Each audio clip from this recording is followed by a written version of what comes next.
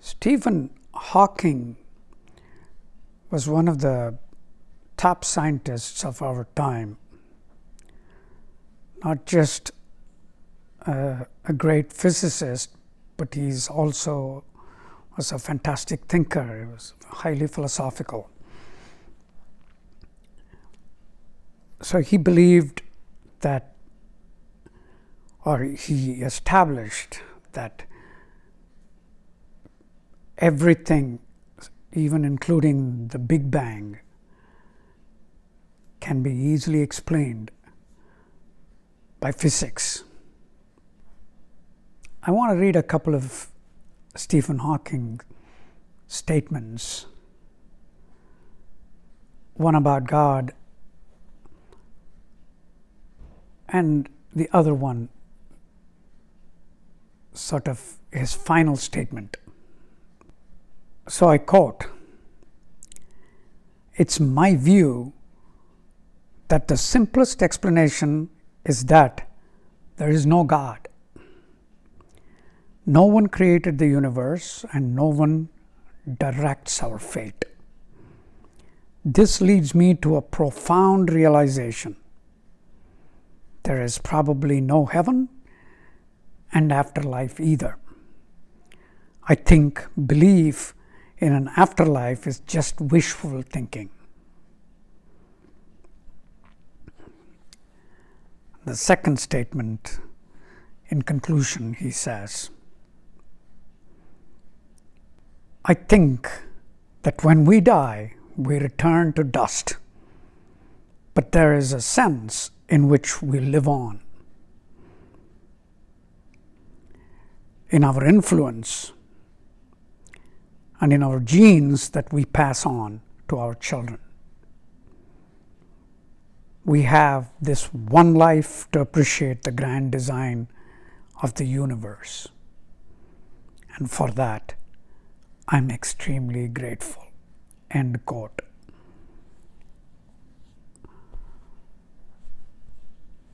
So that's one point of view, and of course many theologists, relying upon science, have disputed this point of view.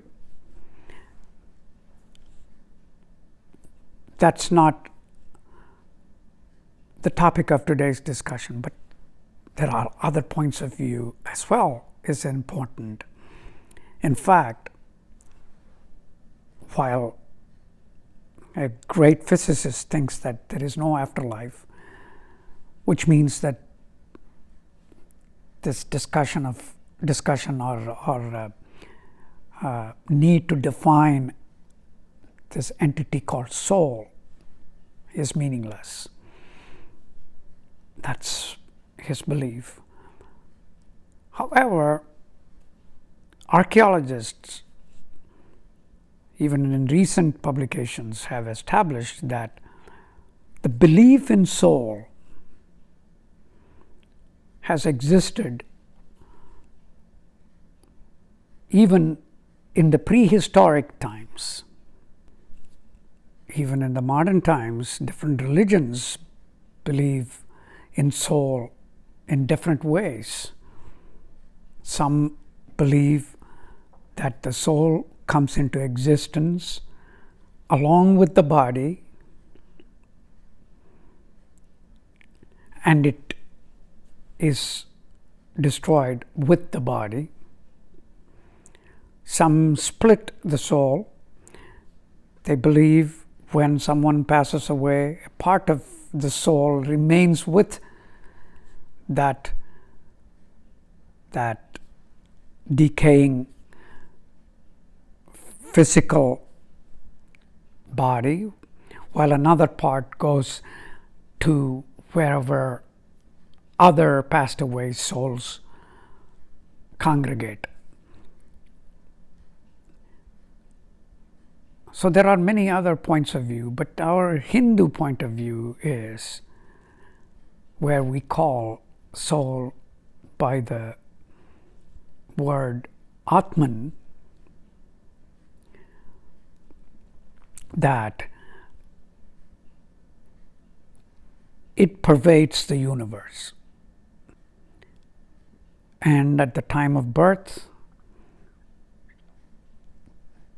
that part of the universe enters as soul and or a life force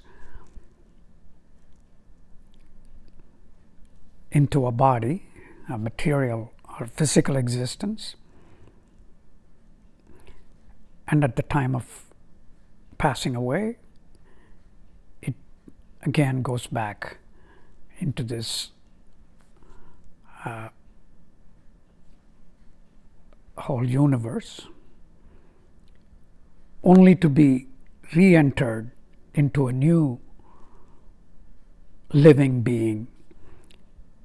And that cycle progresses or degenerates depending on the karma that we have acquired during the time when we live in this physical body. So in the Bhagavad Gita, that concept is what is stressed.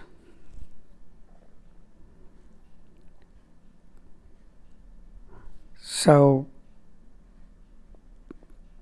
what is said in the verse 19 is that there is something beyond this physical existence that does not cause harm to anything, or to which you can cause harm to.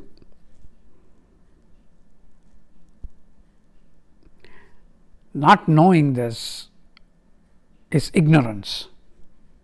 That's what verse 19 says. Krishna continues, there is something that is beyond your material presence, which was there before you were born and will be there after you're gone. That is something indestructible. Having said that, he asks Arjuna, so having this soul that is going to be eternal, something that cannot be destroyed, why do you think you can destroy? So we are not warriors who are reading this. We are not going to be destroying or killing anybody in a war. Why do we need this?